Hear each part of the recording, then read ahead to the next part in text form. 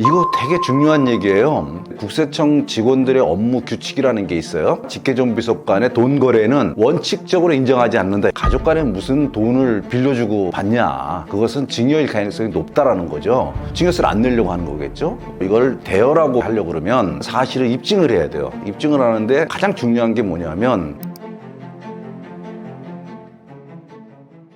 국토부 장관은 딸 전세금 6억 5천만 원을 지원했는데 증여세가 0원이었습니다. 이게 가능한 이유가 뭔가요?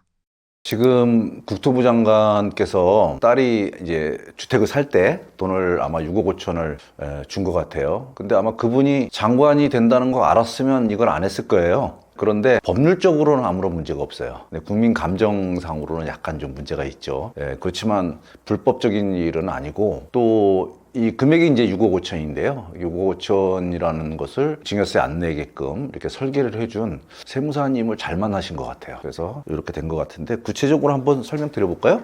우선 이제 그 사건은 아마 아버지가, 그러니까 장관님이 딸에게 4억 7천을 이제 빌려줬어요. 근데 이거는 무이자로 빌려준 게 아니라 연 2.55% 정도 이렇게 빌려줬어요. 그러면 이자를 2.55% 정도 받았다는 얘기죠. 그 다음에 이제 모친이 또 1억 8천을 빌려줬는데 모친은 또 무이자예요. 무이자로 이렇게 빌려줬습니다. 사건은 지금 그런 상황인데 세법에 어떻게 되어 있냐면 그 이자를 돈을 빌려줄 때 적정한 이자보다 높거나 낮은 이자를 주면 그러면 높은 이자를 주면 이자를 받은 사람한테 증여세를 과세하고 낮은 이자를 주면 이자를 적게 줬으니까 그만큼 이익 받았다고 해서 준 사람한테 증여세를 과세를 하거든요. 그런데 무조건 다 과세하는 건 아니에요. 그래서 첫 번째 아셔야 될 것이 그럼 적정이자가 얼마냐 하는 건데 적정이자는 연 4.6%예요. 그러니까 예를 들어서 1억이라면 연 4.6%니까 460만 원이 적정이자라는 거예요. 그거보다 더 많이 주거나 더 적게 주면 증여로 보겠다는 거예요. 그 4.6%하고 차액을 증여로 보겠다는 거죠. 근데 그거 조금 차이 나도 다 증여로 볼 거냐? 근데 그렇지 않다는 거예요. 그것이 그 차이가 연간 1,000만 원이 넘어가야만 1,000만 원 이상입니다. 1,000만 원 이상이어야만 증여세를 과세하겠다는 거예요. 1,000만 원이 안 되면 증여세를 과세하지 않겠다는 거죠. 근데 여기서 이제 이 장관님이 하신 걸 보면 이 아버지가 딸에게 4억 7천을 대여하면서 연 2.55%를 받았어요. 그러면 기본 이자율이 4.6%니까 4.6%에서 2.55%를 빼면 2.05%를 덜 준 거예요. 그런데 4.7억에 2.05%를 곱해보니까 944만 7천 원이 나와요. 1,000만 원이 안 되죠? 그러니까 이거 증여세 과세 안 한다는 거예요. 그 다음에 이제 어머니가 1억 8천을 무이자로 빌려줬는데 1억 8천에 4.6%를 곱해버리면 828만 원이 나와요. 이것도 1,000만 원이 안 되니까 그래서 증여세 과세가 안 되는 거예요. 근데 이거는 우리 생활 속에서 이걸 굉장히 많이 지금 활용을 좀 하고 계시는데 우선 저 중요하게 생각하는 게 뭐냐면 우리가 기준 4.6%보다 적게 준 이자가 1,000만 원 미만이면 증여세 과세하지 않는다고 했는데요. 1,000만 원 이상이면 얼마를 과세하느냐? 그때는 예를 들어서 적게 준 이자가 999만 원이면 999만 원 전체를 증여로 안 봐요. 근데 1,001만 원이면 1,001만 원 전체를 증여로 봐요. 그러니까 1,000만 원을 빼주는 게 아니라 그 카트라인 넘어가면 전체를 다 증여를 본다는 거고요. 그 다음에 아까 초기에 말씀드린 것처럼 세무사님이 참 잘하셨다는 게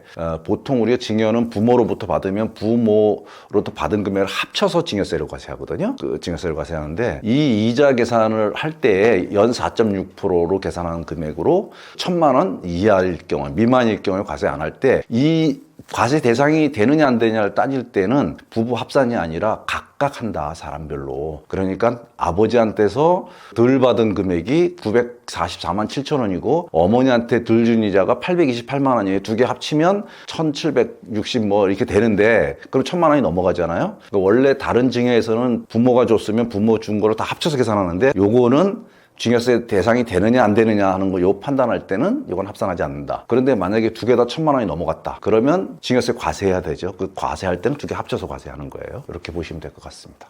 위의 사례에서는 돈을 준 게 아니라 빌려준 걸로 처리됐다고 하는데요. 국세청은 어떤 기준으로 증여가 아니라 차용으로 보나요?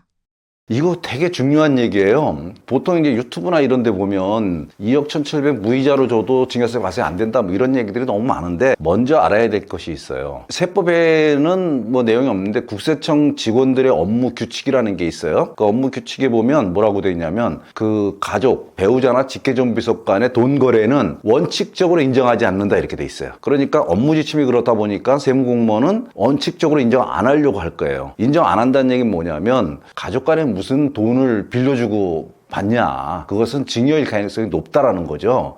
그리고 예를 들어서 그걸 증여인데도 불구하고 이걸 대여로 위장하는 것은 증여세를 안 내려고 하는 거겠죠. 그럼에도 불구하고 가족 단위니까 뭔가 차용증이라든지 뭐 이런 것도 얼마든지 만들 수 있고 또 만든 다음에 찢어버릴 수도 있고 그렇게 해서 증여를 대여로 이렇게 오인할 수 있도록 그리고 세무공무원이 그거를 적발하는 것도 되게 어렵다. 가족 간의 거래이기 때문에. 그렇기 때문에 원칙적으로 인정하지 않는다는 걸 두고 철저하게 그 조사를 하는 거예요. 돈을 가족 간에 또는 부모가 자식한테 돈을 주어놓고 이걸 대여라고 만약에 하려고 그러면 이 대여라고 하는 사실을 입증을 해야 돼요. 입증을요. 입증을 하는데 가장 중요한 게 뭐냐면 우리가 제3자한테 돈 빌려줬을 때에 취할 조치들을 취했느냐 하는 것이에요. 예를 들어 어떤 친구가 왔고 나한테 3억만 빌려줘 그러면 그 3억을 빌려줄 때 가장 고려해야 되는 게 뭐죠? 은행에서 돈 빌려줄 때 가장 고려하는 게 뭐죠? 그거는 변제 능력이죠. 이 사람이 갚을 능력이 있느냐를 보는 거잖아요. 갚을 능력이 없는 사람한테 돈을 빌려주지는 않잖아요. 그죠? 예. 가장 중요한 거는 대여 당시에 갚을 능력이 있느냐 없느냐는 것이고 그다음에 두 번째로는 돈을 빌려준 것에 대한 합리성 빌려주고 이자를 받고 원금을 돌려받는 것에 대한 합리성 예를 들어서 20년 동안 분할해서 받는다든지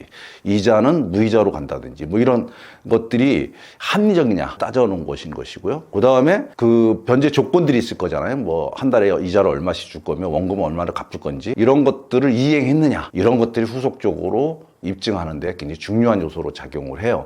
그렇지만 이런 것들을 입증하기 위해서 사람들은 차용증을 작성을 해요. 그러면서 차용증에다가 공증을 하고 또 그것과 안 된다 그러니까 부동산에다가 근저당 설정도 하고요. 막 이제 여러 가지 조치들을 취해요. 그런데 이거는 안 하는 것보다 하는 건 낫기는 나요. 그렇지만 했다고 해서 무조건 인정해 주는 것은 아니에요. 세무공무원은 뭐라고 하냐면 아니 아버지가 아들한테 돈 빌려주면서 차용증을 쓴다고? 그게 말이 돼? 그렇잖아요. 그렇죠? 만약에 내가 배우자한테 돈을 빌려주면서 차용증을 쓰나요? 안 쓰잖아요. 안 쓰는 게 원칙인데 썼다면 이거를 증여가 아닌 대여라고 주장하려고 네가 쓴 거 아니야? 라는 거죠. 그 다음에 이 차용증 같은 거 언제든지 찢어버려도 되잖아. 너네들끼리는. 그죠? 그 다음에 근저당 언제든지 그거 취소시키면 되잖아. 공증도 마찬가지고요. 그래서 이것은 썼다고 해서 인정해 주는 것도 아니에요. 근데 안 쓰면 안 썼다고 또 뭐라 그래요. 그러니까 어쨌든 안 쓰는 것보다는 쓰는 게 좋지만 만약에 쓰고 공증하고 근저당 한다면 잘 해야 된다. 그걸 잘못해버리면 안 하는 만 못하다. 하는 거예요. 대여냐 증여냐를 판단할 때 가장 중요한 것이 아까 말씀드린 것처럼 빌려주는 그 시점의 변제 가능성, 변제 능력이 있느냐가 가장 중요하다고 했잖아요. 그걸 단적으로 보여주는 게 뭐냐면 돈을 빌려준 다음에요. 그 세무조사를 하잖아요. 근데 세무조사하기 전에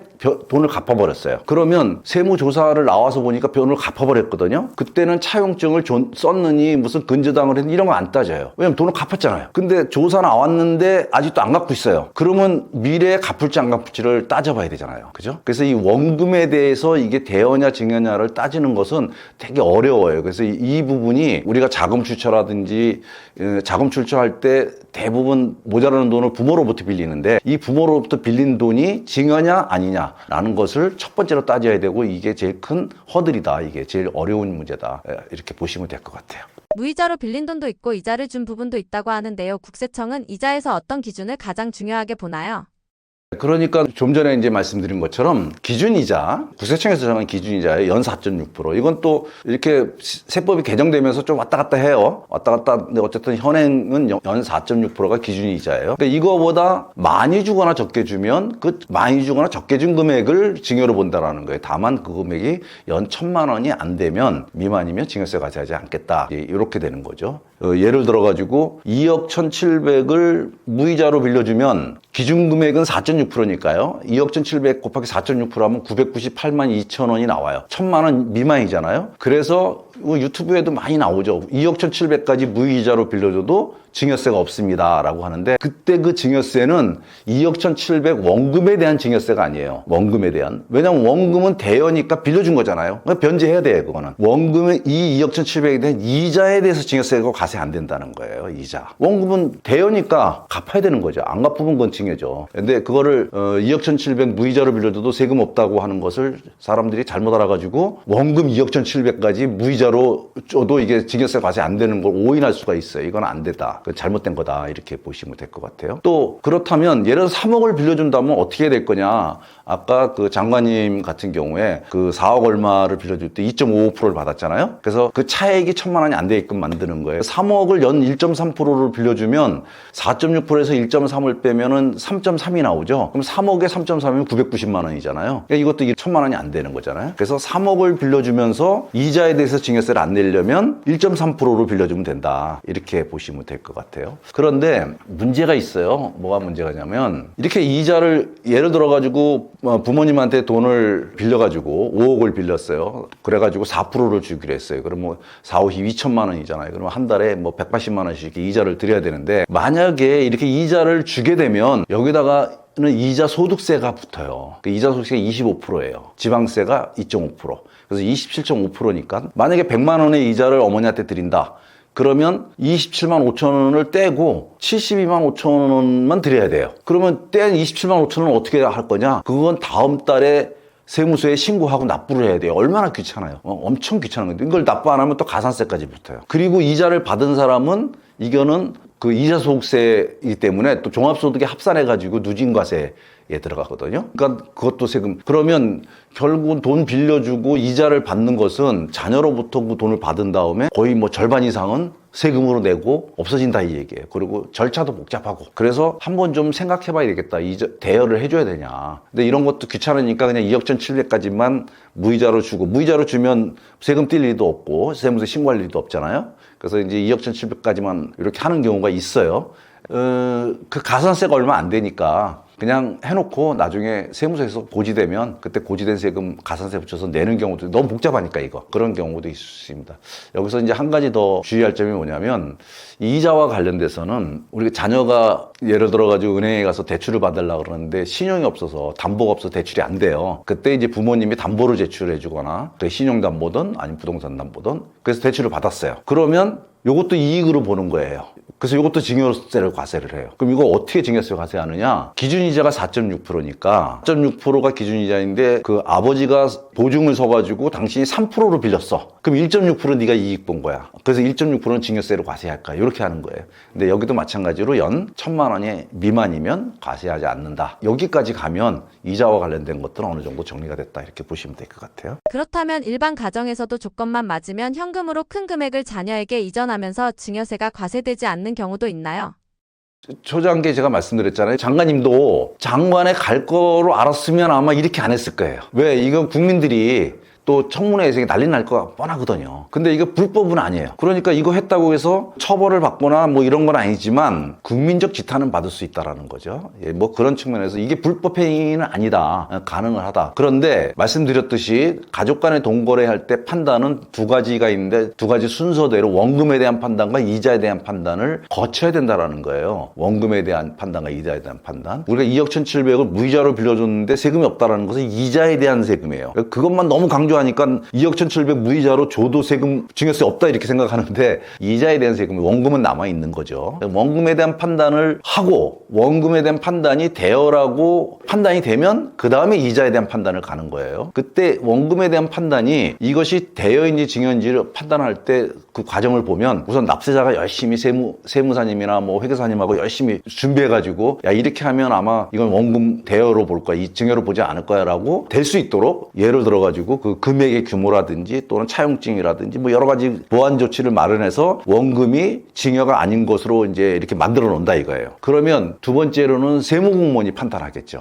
그걸 보고 세무공무원이 판단을 해요. 근데 과세는 세무공무원의 판단에 의해서 과세를 하잖아요. 그죠? 아니 납세자는 죽어도 아니라고 그러는데 세무공무원이 아니 이건 대여가 아니고 증여예요. 그러면 증여세 과세하는 거예요. 과세하면 어떻게 되죠? 그럼 법원을 가야 되는 거예요. 그래서 우리가 1번에서 납세자가 판단할 때 자기 위주로 판단하면 안 되고 세무공무원이 어떻게 이걸 판단하는지에 대한 기준을 가지고 우리도 판단해야지. 그래야 세무공무원하고 부딪히질 않죠. 내가 아무리 이게 원금이 증여가 아니고 대여라고 주장을 하더라도 세무공무원이 아니야 이거는 증여야 라고 판단해버리면 우리가 판단한 것은 아무 의미가 없는 거잖아요. 물론 세무공무원이 억지로 그걸 판단할 수도 있지만 그러면 이제 소송을 가야 되겠지만 그래서 납세자가 판단하고 그다음에 세무공무원의 판단을 기다리는데 물론 납세자 스스로 판단할 수도 있지만 세무대리인들의 조력을 받을 수 있겠죠. 판단할 때 세무공무원의 시각으로 이것을 준비를 해야 된다. 이렇게 보시면 될 것 같아요. 그런데 일반적으로 세무공무원이 이거를 판단하려고 그러면 여러 가지 조건들을 또 따져봐야 되고 변제 능력이 있는지 없는지 그다음에 차용증의 내용이 어떤지 뭐 이런 거 다 따져봐야 되잖아요. 그리고 납세자하고 부딪혀야 되잖아요. 대여가 아니고 징여입니다라고 부딪혀가지고 그걸 과세를 하고 그러면 이게 다툼이 생기잖아요. 그죠? 그러니까 세무공무원 이걸 좋아하는 세무공무원은 없어요. 없다 보니까 웬만하면 특별히 문제가 없으면 이거를 그냥 대여로 인정을 해줘요. 특별한 문제가 있는 경우로 제외하고는. 그러면 대여를 인정하면 끝나냐? 그게 아니고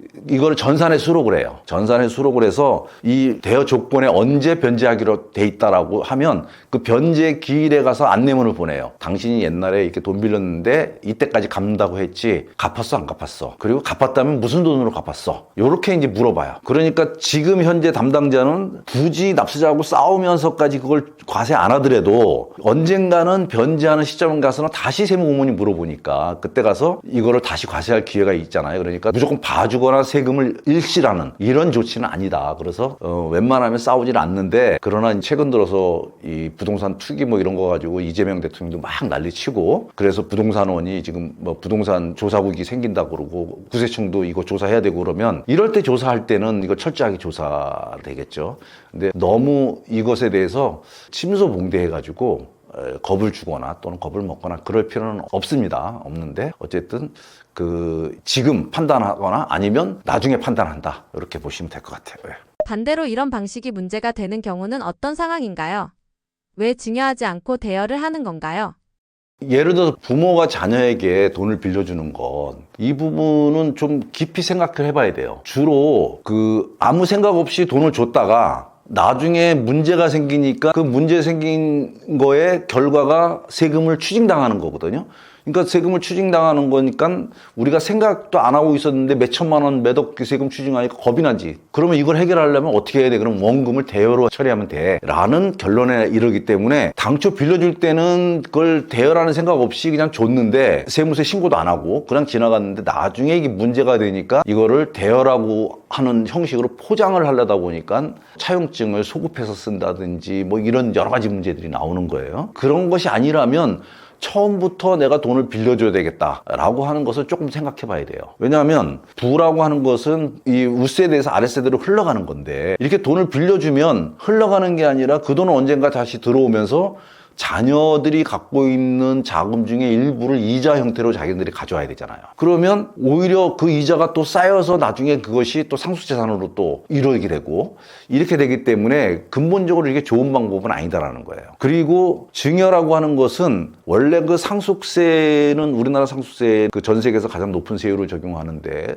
30억 과세표시 넘으면 50%예요. 그렇기 때문에 이 세금을 줄일 수 있는 가장 좋은 방법은 분할이에요. 그러니까 50억짜리를 띄어서 증여를 해버리면 10% 세금 내거나 20% 세금 내거든요. 그러면 30% 40% 차익이 생긴단 말이죠. 그래서 이게 분할을 해서 하는데 그 분할을 한 다음에 어떻게 해야 되냐? 증여를 하는 거잖아요. 그러니까 이것이 굉장히 중요한데 이런 경우가 있을 수 있죠. 예를 들어가지고 7년 전에 내가 증여를 했어요. 그런데 지금 또 증여를 하면 이게 두 개가 합쳐서 과세를 한단 말이에요. 10년 이내에 증여한 걸 합쳐서 과세하니까 그럼 높은 세율이 적용되니까 그러면 지금 이걸 대여로 처리했다가 3년 지나면 종전에 증여한 거 10년이 지나가니까 그러면 이게 없어지고 그러면 이거 그때 가서 증여로 이게 바꾸는 거죠. 대여를. 뭐 이런 경우에는 상당히 합리적이고 그다음에 해볼 만해요. 그런데 아무 생각 없이 이거를 대여로 처리하고 나중에 이 원금 회수하고 또 그다음에 돈을 이자도 받고 그것도 세금 내고 하는 것은 한번 좀 생각해 볼 필요가 있겠다. 그게 경제적인지 합리적인지 생각해 볼 필요가 있겠다. 부동산을 사게 되면 매매 신고를 하면서 자금 출처를 다 신고하게 돼 있거든요. 그러니까 과거처럼 그냥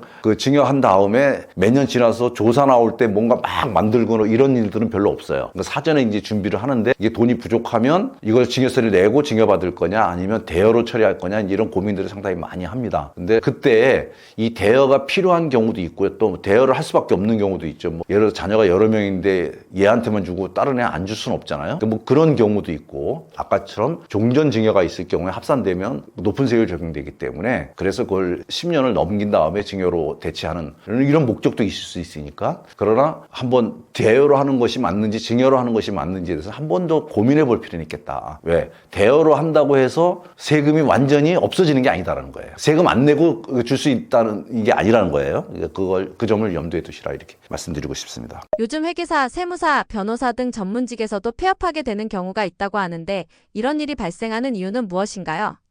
저는 이제 이쪽 부분에 대해서 그렇게 많이 고민을 하진 않았는데요. 제가 2005년도에 전자장부라고 하는 거를 특허를 받아가지고 인터넷으로 기장해서 세무 신고를 할 수 있는 이런 거를 만들어 본 경험이 좀 있어요. 그때 이제 고민을 좀 많이 좀 했었기 때문에 뭐 이 부분은 아주 지극히 주관적인 이야기라고 봐야 되겠죠. 그 세무사 선배로서 더군다나 뭐 세무사가 또 뭐 변호사나 회계사의 업무를 보고 평가한다는 것도 사실은 좀 그렇고 되게 좀 조심스럽긴 한데요. 저의 그 의견은 그렇습니다. 이게 모두의 의기는 아니고 양극화라고 봐야 되겠죠. 잘 되는 사람은 잘 되고 안 되는 사람은 안 되는데, 근데 잘 되는 사람은 기존의 그 시니어들 이미 자리를 잡고 있는 사람들은 뭐 크게 문제가 없을 거고 오히려 더 잘 될 수도 있겠죠. 근데 이제 주니어들 이제 막 시작하시는 분들은 좀 이제 상당히 좀 어렵지 않을까? 뭐 이런 거예요. 특히 이제 세무사의 업무를 보게 되면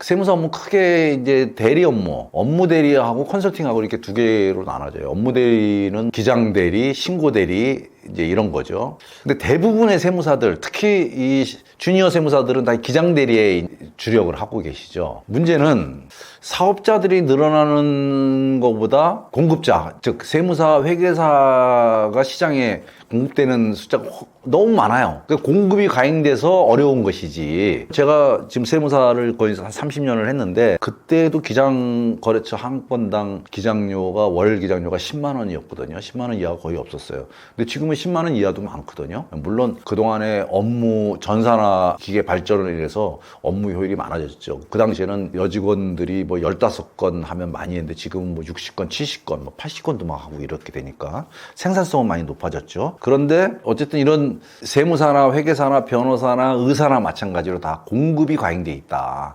그렇기 때문에 어려운 것이지 근본적으로 AI가 나와서 어렵다? 이거는 조금 그래요. 저는 특히 세무사 업무에서 AI의 발전은 이거는 생산성의 향상과 이어지기 때문에 세무사로서는 훨씬 더 좋다. 오히려 기장하시는 직원분들을 좀 덜 고용해도 되는 아주 좋은 그런 쪽으로 기여한다고 보이지 이 세무사의 업무를 뺏어간다 뭐 이렇게 봐지진 않아요. 그래서 그 이유는 뭐냐면 세무대리 업무 같은 경우에는 첫 번째로 우선 내가 세금 계산을 할 수 있을 수는 있어요. 신고서 작성할 수도 있어요, 일반 납세자들이.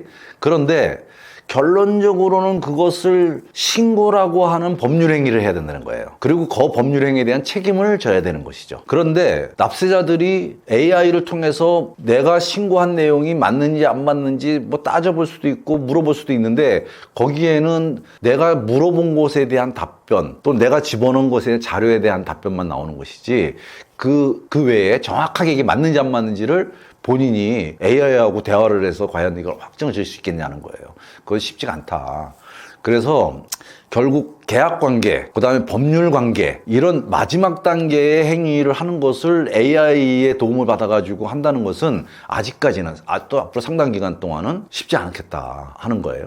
그런데 또 더 나가서 기장 대리라고 하는 것은 납세자를 대신해서 기장을 하는 거예요. 그런데 그 기장의 대가로 지급하는 돈이 아주 부담스러워서 AI를 써서라도 내가 이 돈을 안 써야 되겠다라고 할 정도로 부담스러운 돈이 아니에요. 그래서 이것은 없어지지 않는다. 그래서 이거는 내가 하기 쉽지 않은 일, 귀찮은 일, 그 다음에 내가 책임져야 될 일들을 그냥 세무사가 대신해 주는 거예요. 그 정도로 해서 한 달에 소량의 뭐 돈을 주는 거예요.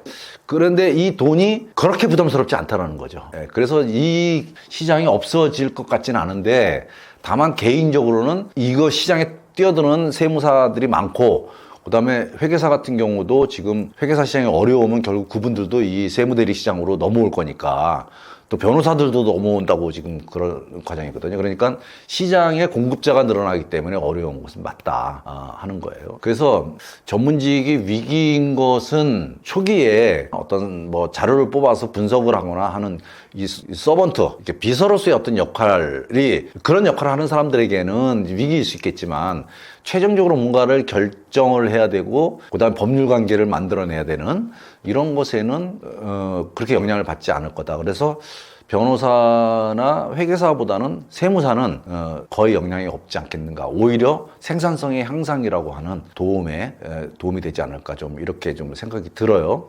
그래서 사실은 그러다 보니까 저는 이제 그 공급이 많아지는 시장에서 세무사나 회계사나 마찬가지입니다. 변호사도 마찬가지예요. 조금 이제 그 전문화된 자기를 브랜드화하는 작업을 좀 해야 되겠다. 그래서 유찬영 세무사 그러면 저분은 상속증여를 잘하는 세무사야.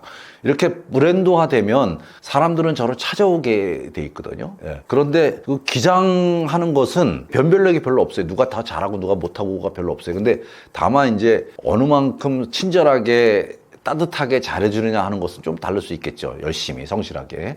그래서 그런 것을 제외한 컨설팅 영역에 조금, 이게 사실 힘들어요. 왜냐하면 먹고 살아야 되기 때문에 현실적으로 기장도 해야 되고, 일단 기반도 잡아야 되지만, 또 이게 전문적인 분야를 하려면 이거를 또 소홀히 해야 되는 상황이 있거든요. 근데 두 개를 다 잡기는 쉽지 않아요. 그렇지만, 그럼에도 불구하고 어쨌든 가야 된다라는 거예요. 또 최근 들어서는 뭐 그 글로벌 시대의 그 해외 교민이라든지 뭐 해외 진출자들을 위한 그 자산이나 소득 관리 뭐 이런 서비스도 굉장히 지금 활발하게 이루어지고 있거든요. 근데 이 시장도 그렇게 지금 진출한 사람이 이렇게 많지가 않거든요. 그래서 이런 특별한 분야에 좀 전문가가 돼서 이렇게 좀 활동을 하면 괜찮지 않겠는가. 어차피 만약에 뭐 취업도 안 되고 이 회계사들은 수습을 받아야 되냐 2년 동안. 수습처가 없어서 지금 난리인 거잖아요. 참 안타깝죠. 네, 안타까운데 세무사들은 뭐 수습이 안 되면 구세청 같은 데서 수습이 가능하고 그래서 수습의 문제는 없어요. 그래서 저는 세무사에게는 굳이 뭐 이게 나쁘다, 영향을 받는다 이렇게 보이지는 않아요. 근데 유튜브 보니까 세무사들도 굉장히 영향을 받는다고 막 이렇게 하신 분들이 많더라고요.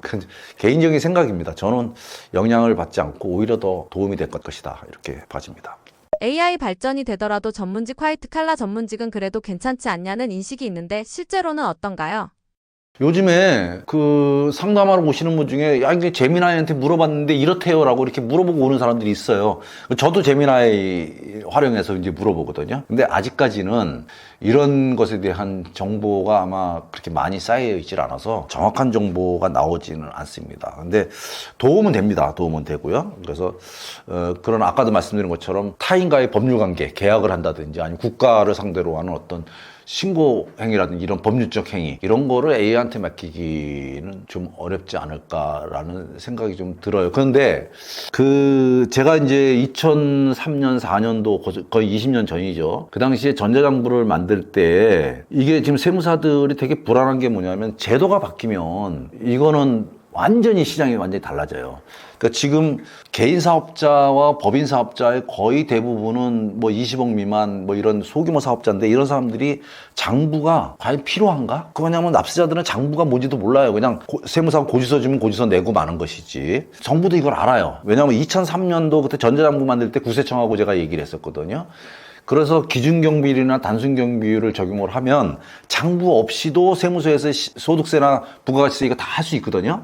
근데 이제 그거를 하게 되면 이 세무사의 기장 업무가 완전히 사라진다고 봐야 되거든요. 거의 다요. 그런 제도적 그 변화가 있지 않는 한 세무사는 그래도 크게 문제가 없지 않을까. 그런데 이걸 없애기가 쉽지가 않아요. 없애려고 그러면 이 세무사 제도 자체가 없어지고요. 그 다음에 제가 보기에는 만약에 그거 없애면 구세청 직원들을 훨씬 더 많이 뽑아야 됩니다. 다 민원이 다 글로 갈 거니까. 그래서 이제 그런 거예요. 그래서 저는 좀 세무사들이 시험을 통과했다는 이유 하나만으로 평생 동안 권리, 남들이 할 수 없는 배타적 권리, 그걸 먹고 살 수 있는 배타적 권리를 줬다고 하는 것은 정말 이건 대단한 일이거든요. 그러니까 조금 더 돈을 버는 것도 중요하지만 사회적 기여. 그러니까 세무사법에 보면 세무사 사명은 납세자의 권익을 보호하는 것이 제일 1번이에요. 그리고 그다음 성실신고를 할 수 있도록 도와주는 것이 본연의 임무에 좀 충실하면서 또 이 어떤 수익성을 찾아가는 것 이런 자세를 좀 가졌으면 좋겠다. 뭐 이런 생각을 좀 해봅니다. AI 시대 망하는 전문직의 특징은 무엇인가요? 저의 기본적인 생각은요, 우선 망한다는 것은 수요보다 공급이 많기 때문에 망하는 사람이 생기는 것은 특별한 일이 아니에요. 그건 당연합니다, 그거는. 아주 오래전부터 그런 일이 있었어요. 근데 점점 심화되기 때문에 망하는 사람이 더 많아질 뿐이죠. 그런데 이 공급자가 많아지는 것은 이거는 국가가 이 납세자나 아니면 고객의 편익을 증진시켜주기 위해서 전문가들을 많이 배출해내는 거예요. 배타적 권리를 가진 사람을 많이 배출해내는 거예요. 그러니까 그거는 국가의 어떤 정책에 따라서 그렇게 가는 거라서 우리가 거부할 수가 없죠. 그래서 특권 의식을 좀 버려야 됩니다. 더 이상 우리가 배타적 권리를 갖고 우리가 이것만 따면 돈을 벌 수 있다는 생각을 버리고요. 그래서 아까 말씀드린 것처럼 정말 특정 분야에 브랜딩할 수 있는 자기만의 어떤 브랜드를 창출해내는 것이 중요하다. 근데 이런 것들이 없고 그냥 기장이나 하고 그러면 아까 말씀드린 것처럼 제도가 변하면 이건 한순간에 무너질 수 있다. 그러니까 조금 더 고객에게 또 좀 다가서는 다양한 방식들이 좀 있거든요. 그래서 그런 부분에 대해서 조금 더 사람들이 또는 협회나 또는 우리 그 선배들이 또 후배들과 같이 모여가지고 미래를 좀 설계할 수 있는 다양한 어떤 회의들을 하고 논의를 좀 했으면 좋겠다. 뭐 이렇게 주제 넘는 뭐 이야기를 좀 했습니다. 지금 이 영상을 보고 있는 예비 세무사 전문직 개업을 고민하는 분들에게 꼭 해주고 싶은 조언은 무엇인가요? 예비 세무사나 뭐 회계사나 변호사 등에게 제가 하고 싶은 말씀은 변호사, 세무사, 회계사는 본질이 자유직업이에요. 그러니까 본인이 노력하면 노력한 만큼의 대가가 따라오고 성공이 따라오는 거예요. 안 하면 안 하는 대로. 그리고 직장 다니면서 노력해가지고 이룬 성과는 회사가 먼저 성과를 갖는 거잖아요. 근데 여기는 무조건 전부 나의 성과로 다 귀속이 되는 거잖아요. 굉장히 중요하죠. 본인의 소유가 되는 거. 그다음 가장 중요한 거는요. 지금 뭐 40세, 50세 지금 정년, 은퇴 뭐 이런 얘기인데 죽을 때까지 이건 은퇴가 없잖아요. 그다음에 우리가 하는 일이라는 게 국가가 법률로 정해서 우리에게 어떤 자격증을 준다는 것은 결국 우리가 하는 일은 국가적으로 필요한 일이라는 거죠. 그러니까 자부심을 가져야 됩니다. 이런 자부심을 가지고 정말 정년이 없고 내가 열심히 하면 열심히 할 수 있는 만큼 소득을 얻거나 어쨌든 성과를 낼 수 있는 정말 중요한 직업이다. 이렇게 보시고 들어와서 어느 시장이든 경쟁이 없는 시장은 없어요. 본인이 여기 들어와서 이 경쟁 속에 살아남을 수 있도록 노력하고 그랬으면 좋겠다. 이렇게 생각됩니다. 네, 저는 구세청에 근무하다가 세무사 생활을 한 지 꽤 오래됐죠. 근데 이제 세무사로서 역할을 할 때는 주로 이제 신문사 쪽에서 그 강의하고 글 쓰고 컨설팅하고 이런 일들을 주로 많이 했습니다. 그래서 본의 아니게 상당히 많은 강의를 하게 됐고요. 그 다음에 글도 쓰게 되고요. 그래서 저도 이제 책을 한 8권, 9권 정도 이렇게 썼고요. 그러다 보니까 강의 들으신 분들 대상으로 하는 어떤 상담, 그 다음에 컨설팅 이런 것들을 주로 많이 했습니다. 다양한 일들을 했지만 최근 10년 정도는 거의 상속세, 증여세 쪽 업무에 거의 매진을 했던 것 같아요. 그래서 상속과 관련된 책을 이제 3권째 썼습니다. 요거는 그 1판은 2024년도에 나왔고요. 이건 26년에 그 책을 이제 개정해가지고 개정판이 나온 책입니다. 이 책은 40과로 나눠서 이 증여와 관련된 것, 상속은 조금 넣었고요. 증여 관련된 내용을 40개로 나눠서 소제목으로는 한 200개 정도 될 것 같으네요. 그런 제목을 가지고 쭉 설명을 했는데 일반인들이 대화하는 형태로 그렇게 썼습니다. 물론 책들이 뭔가 그 일반인들의 대화체 또는 그런 용어를 쓰게 되면 본질을 벗어나는 것처럼 보여서 전문가들에게는 상당히 부담스러운데 그런 거를 좀 그렇게 썼고요. 또 이 책은 좀 읽기 쉽게끔 쓰고 그다음에 사례들을 좀 많이 넣었어요. 그래서 1판 처음에 만들었을 때 이제 분에 넘치도록 사랑을 해주셔서 4세까지 나오고 베스트셀러까지 올라갔던 그런 책입니다. 그래서 너무 고맙고요. 그래서 이번에는 이 책을 제가 유튜브로 촬영을 해서 지금 제공을 하려고 해서 지금 계속 작업을 하고 있습니다. 아마 지금 뭐 한 2, 30편 정도 지금 올라갔는데요. 한 100편 정도 뭐 올라갈 것 같습니다. 그래서 이거 다 올린 다음에는 이제 시사와 관련된 내용들을 좀 쭉 더 그렇게 해드릴 거고요. 저의 유튜브 거기로 들어갈 수 있는 링크나 아니면 QR코드 같은 것 이런 것들이 아마 제공될 거니까 이렇게 차고 들어오시면 내용을 좀 볼 수 있지 않을까 이렇게 지금 생각이 듭니다. 앞으로 여러분들이 궁금하신 점 있으면 저한테 그 유튜브 들어오실 댓글도 좀 달아주시고요. 그러시면 제가 성심성의껏 답변을 드리도록 하겠습니다.